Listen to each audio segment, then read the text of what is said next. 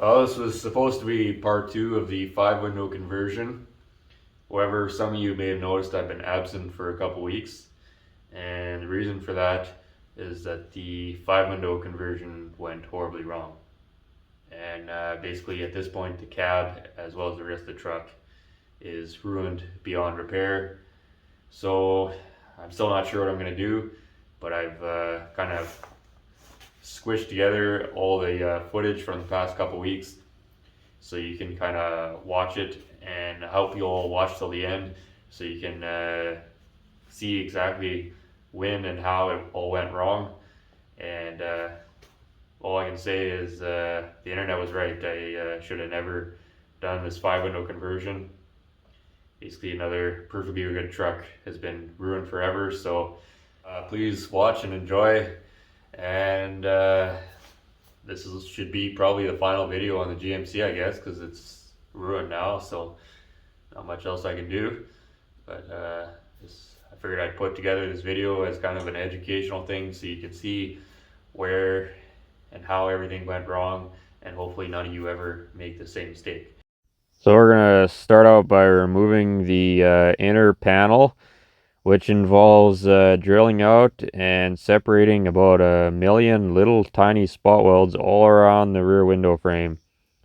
This turned into quite a bit more of a hassle than what I would have liked it to be, but we did eventually get the two separated.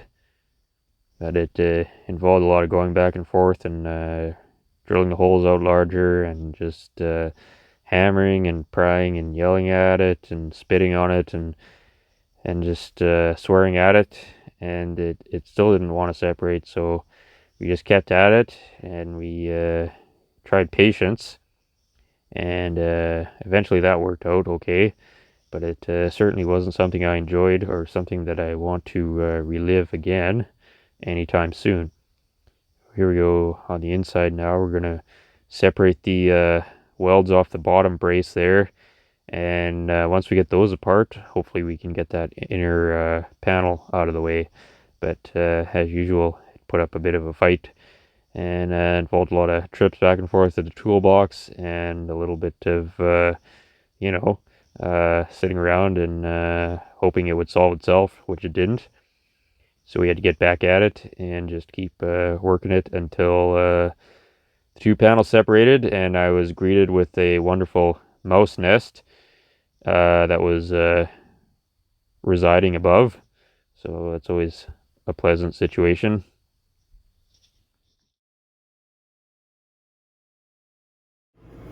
So what needs to happen now is I've got these corner window frames, the inner pieces, and you can see there's a flange right here.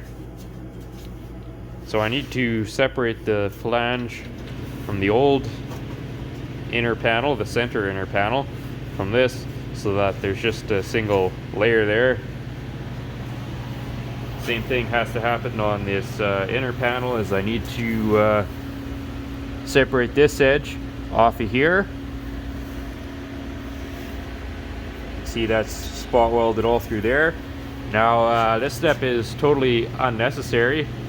The reason I'm doing it this way is because the center panel on the 5-window donor is rusted out at the bottom as well as rusted out at the top.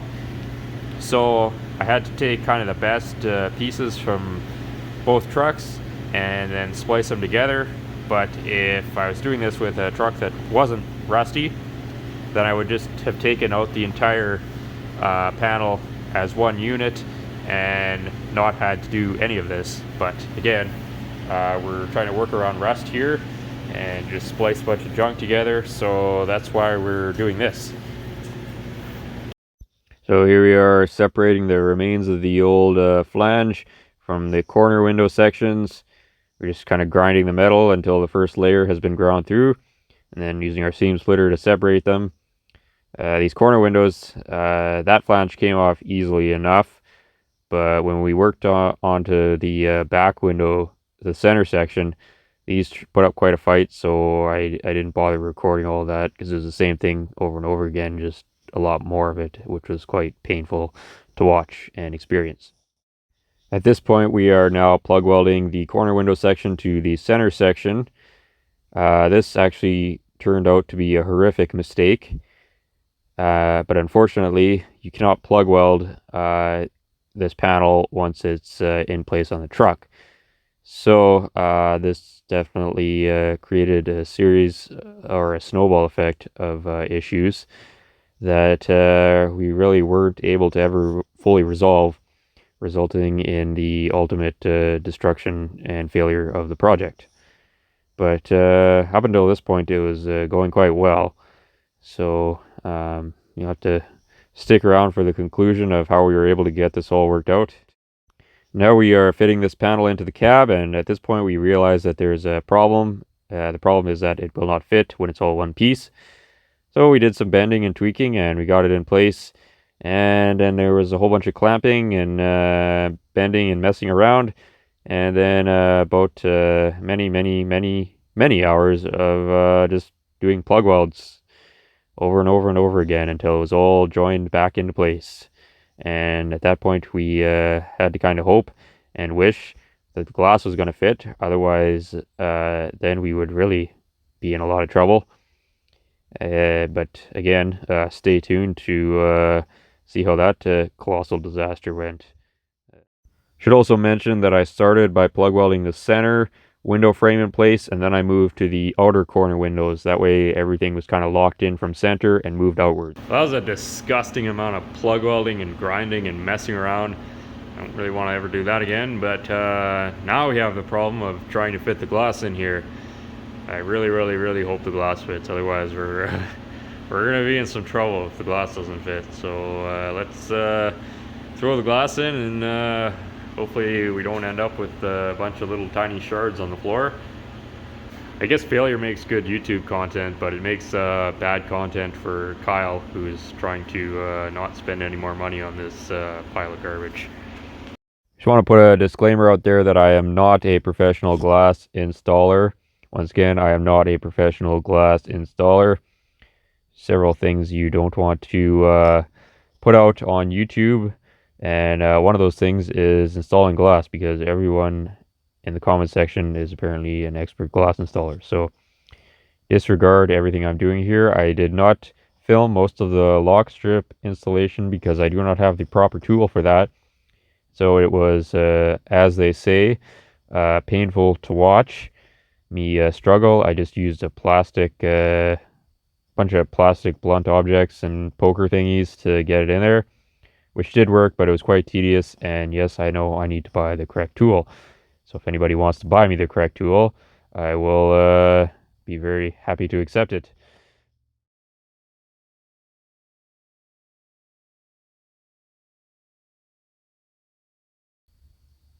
Anyways, other than the lock strip, everything actually went in fairly easily and without any issues, but the lock strip installation took quite a bit of time.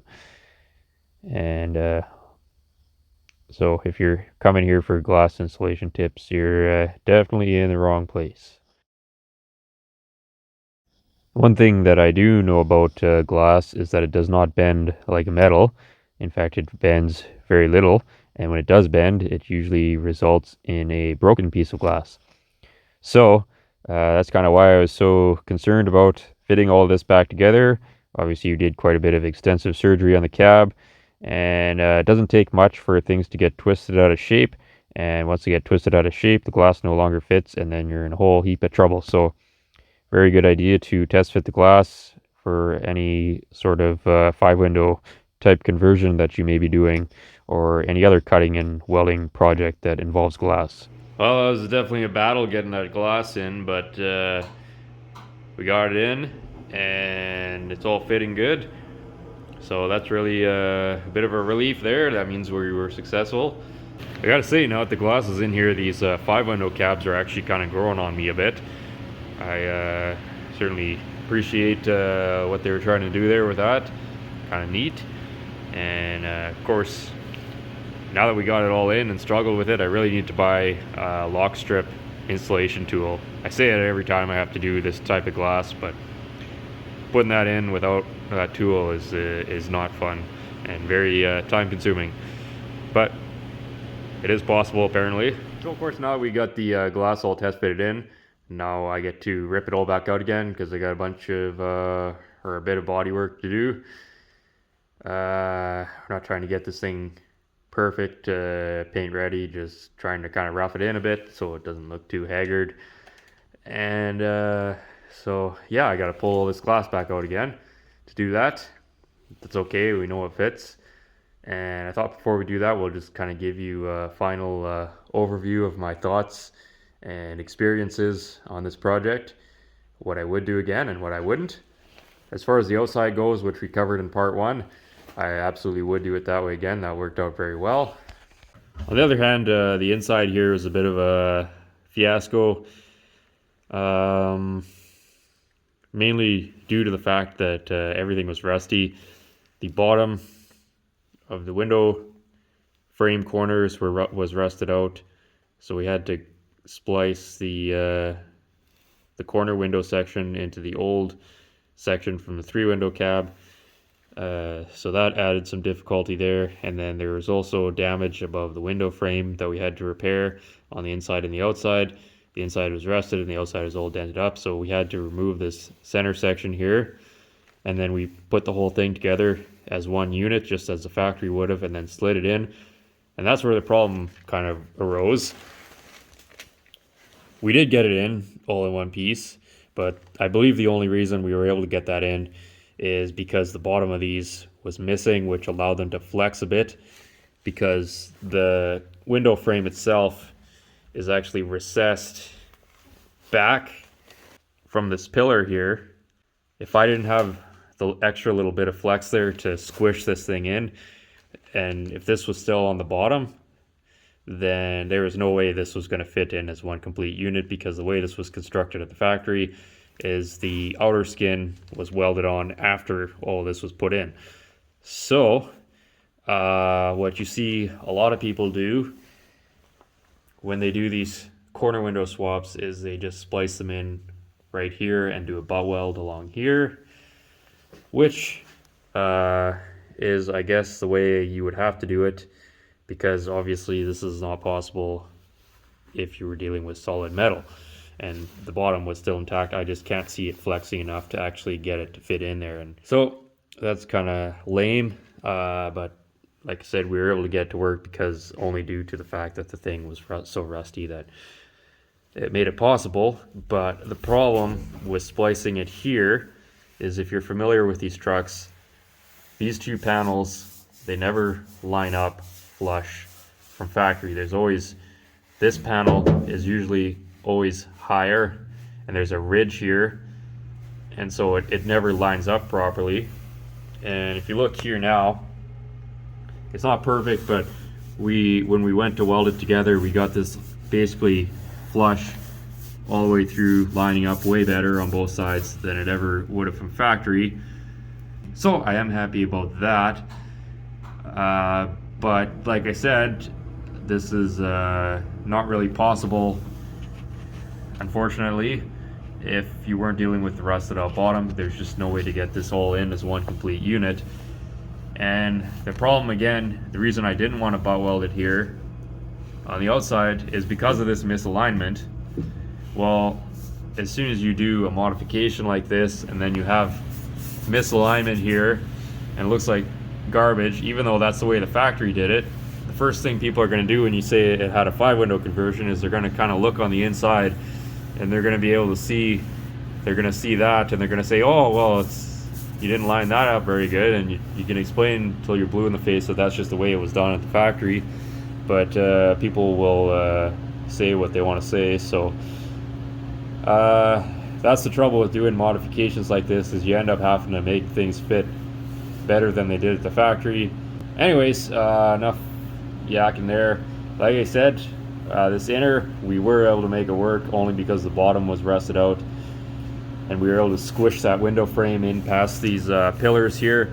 But if this thing wasn't rusted out, I can't see that being possible, so you'd have no choice but to weld it along here as a butt weld or whatever you want to do, which is kind of lame, again, because of that misalignment. It's just kind of a terrible thing, but you gotta do what you gotta do, I guess.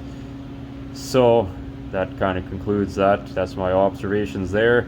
Outside would do that way the same again. Inside we'd have to splice it in here and do a butt weld there. So that's the conclusion of that situation.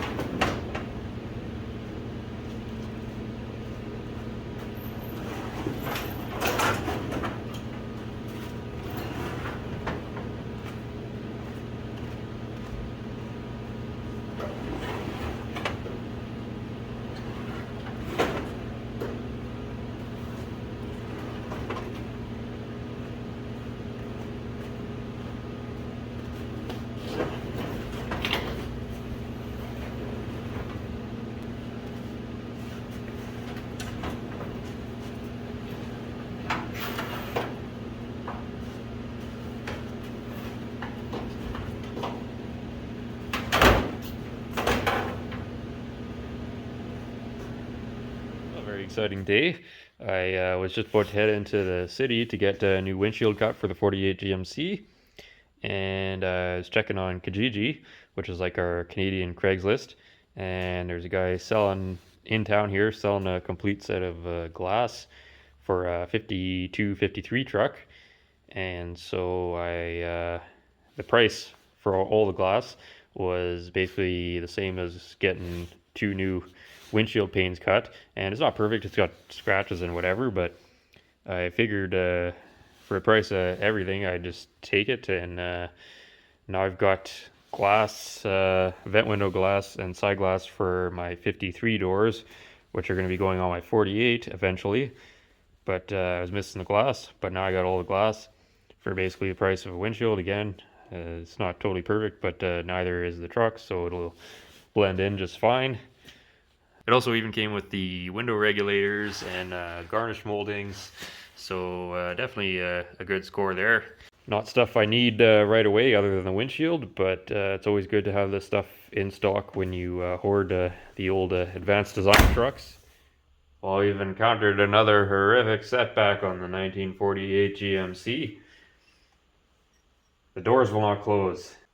The reason for that is we have these later style strikers for the push button door handles and latches, which is what was originally on the 53 cab that we converted into a 1948 cab.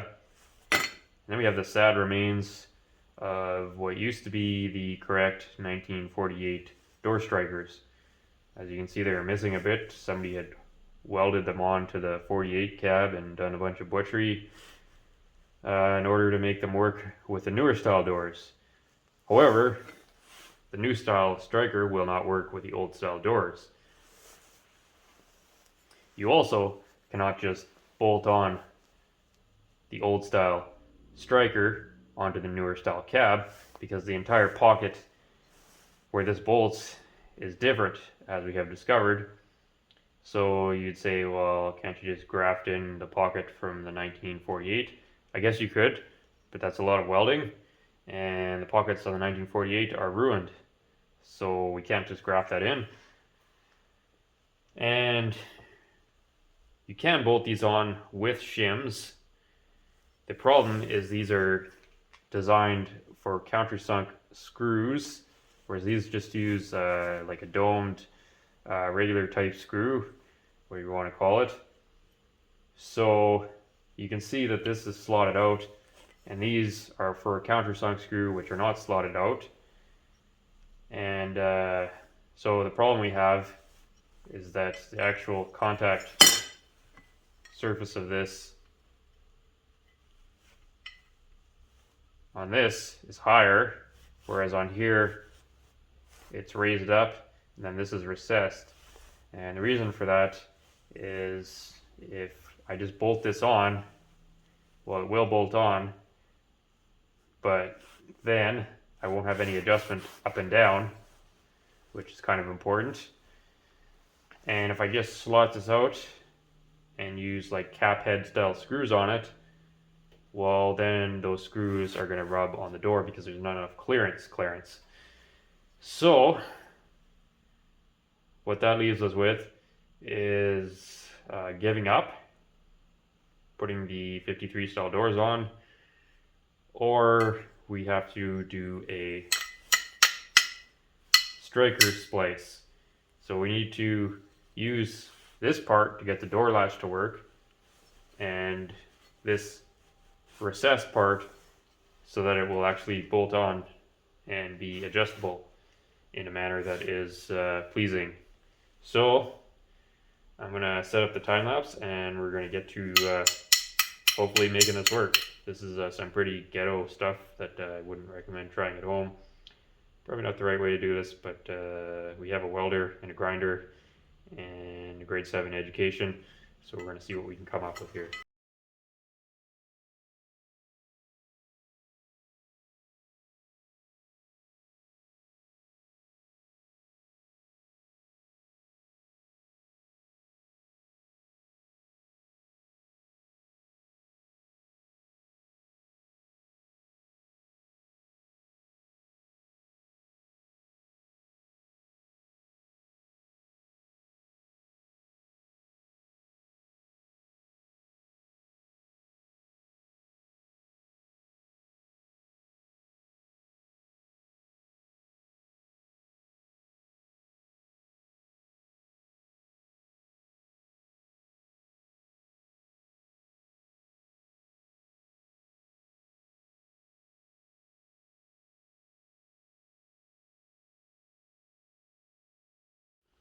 Well, it's a pretty ugly farmer looking thing, but I guess we'll see if it works.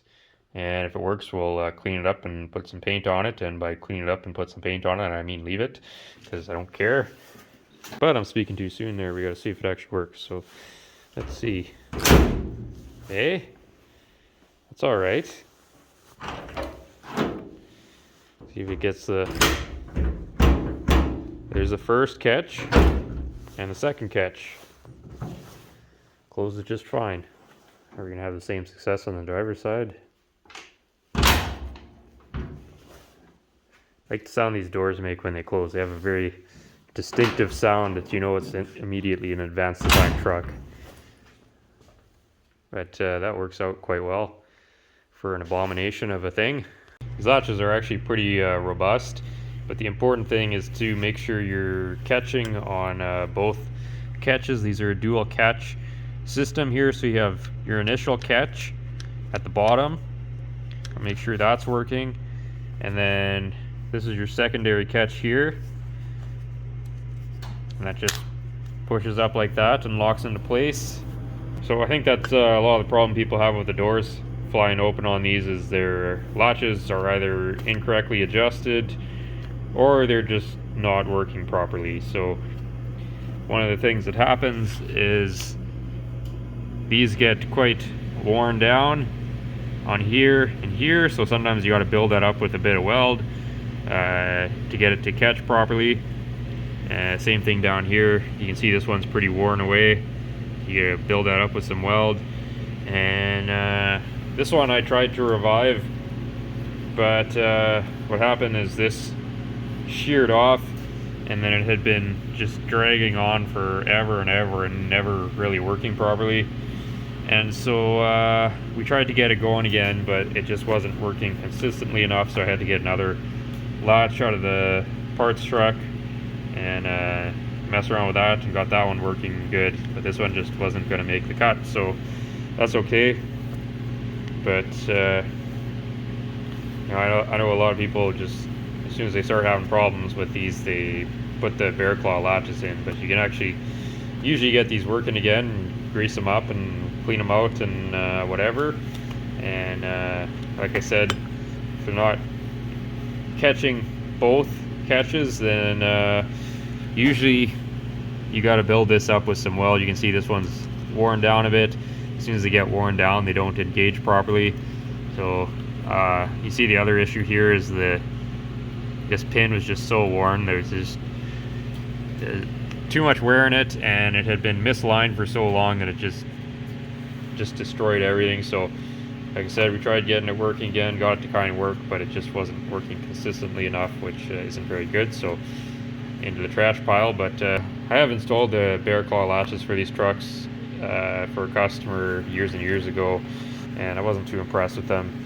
And the whole reason the customer was having issues with this truck was because it was somebody had grafted it onto like a Blazer frame, and they'd used like the floor and the dash and everything, so all the structure of the cab was gone. And then as it turns out, the striker plate was actually loose. Like all the bolts were just finger tight, so it was just wobbling around, causing the door to fly open. But we ended up just installing the bear claw latch kit anyways, because there were just so many problems with that truck that just needed that extra little bit to at least keep the doors shut. I'm sure the thing's probably broken in half by now, but that's not my problem. So that's my rant on that. Like I said, if I hadn't recessed this like it is, then these bolts, which will probably run like a cap head screw or something on that, or just probably just leave these because they're fine, but should have a cap head screw on it. And if we had left this flat, we would have had to shim it out. You see this is going the full depth of this, so we would have had to shim it out, which would have caused these to rub on the inside of the door when it's closing, so it had to be recessed like this. The other option obviously was to cut out the whole assembly out of the 48 and graft it in, but that's just a bunch of unnecessary cutting and welding. And this seems to work, so not pretty, wouldn't work on a show truck, but if you were doing a show truck, you probably wouldn't be doing any of this, so that's fine. Very glad that the doors are closing again, and that was a pretty simple fix.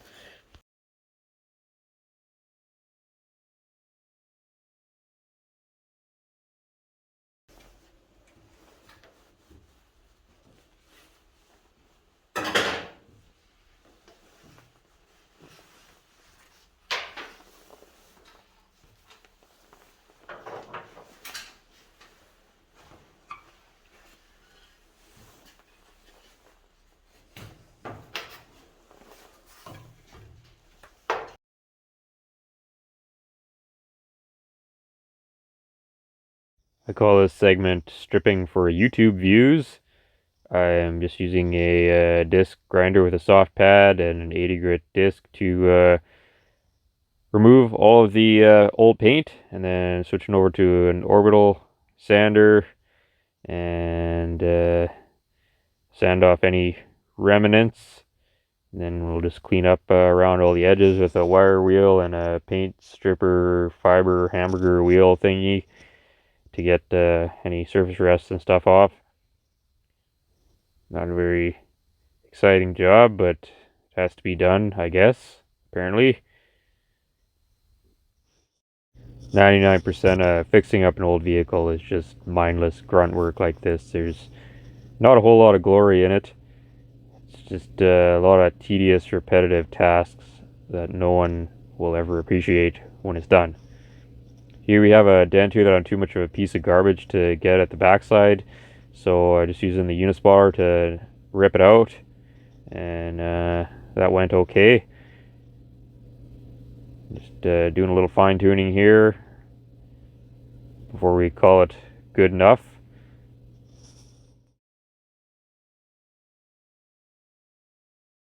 Couple things to note here when you're welding these studs on.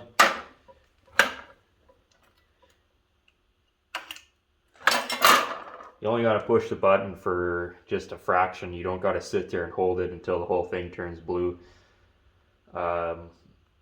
It's all you need, just a quick zap.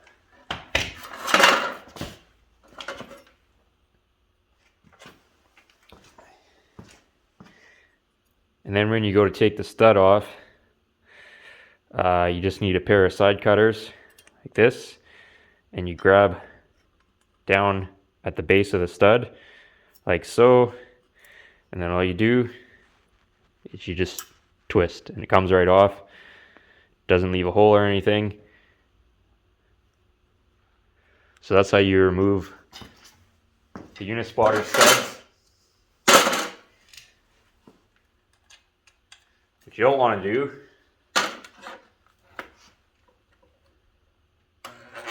sit here and burn the thing in and make a big spot like this, barbecue it right in, and then go at it with the slide hammer and yank it out and make a big mountain. And then what I see a lot of people do is they'll take the side cutters, and instead of, well, now they got it burnt in so bad you can't really twist it off anymore. So what they do is they just cut the top off like that, and then you got to go in with a grinder and grind that all off.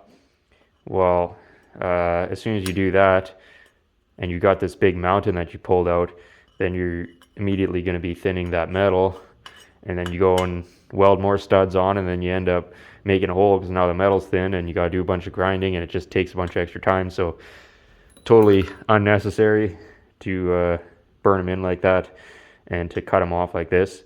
I actually had an old painter tell me that he used to work with a bodyman who would actually cut off all the heads of the studs just like this, but then he would just leave them, and anything that was high he would just pound it down, and then he would fill right over all these little lumps and bumps and everything that were left on from the studs. So that's definitely not a great idea, but I guess in a way he wasn't grinding them off and thinning out the metal, so, but still it's pretty barbaric. But that's my little Unispotter lesson, I guess. Well, it's another beautiful day in Saskatchewan, so I thought we'd take a look at our snow situation here and go for a little drive into the city in the Malibu, because I've got to pick up a bunch of paint and supplies and materials and stuff like that. So not my favorite thing to do, but that's why I'm going to take you along for the ride, and you can suffer along with me. And we'll see what kind of idiots we encounter today in civilization. Sure, there's no shortage of them, as it is the holiday season.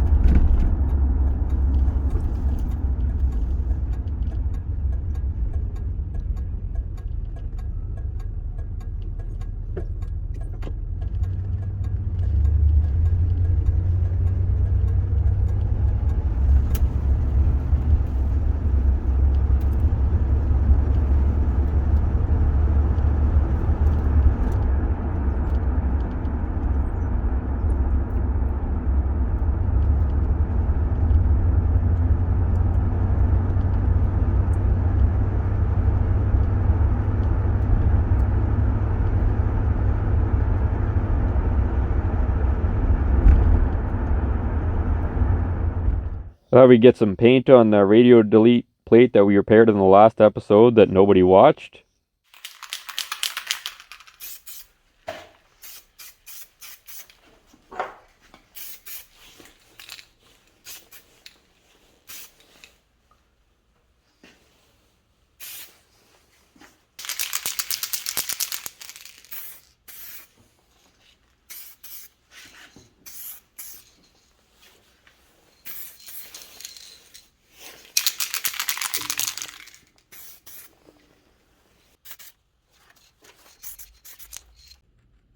I'm actually pretty impressed with how close the paint store got that to match the original interior color. The sample I brought him was just a chewed up scrap of with not much paint holding on to it, so pretty cool they got it that close. And we'll have to scuzz it up a bit so it matches the rest of the dash.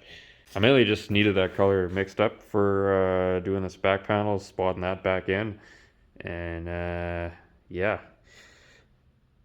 lots to do yet. Well, thanks again for watching, and hopefully you enjoyed whatever that was. It was just kind of a random assortment of different clips and things that I recorded, most of which wasn't worth watching, but if you made it to the end, I sure do appreciate it. And there'll probably be more of that coming soon, because we're just kind of in the midst of a lot of really unexciting little projects that have to get done on the GMC in order to get it out of here and get it sold. So thanks again, and thanks to all you for liking and commenting and unsubscribing and subscribing, and thanks to all the super chatters and super thankers and super patrons of the show. And if all that hasn't scared you off, we'll see you again soon, I hope.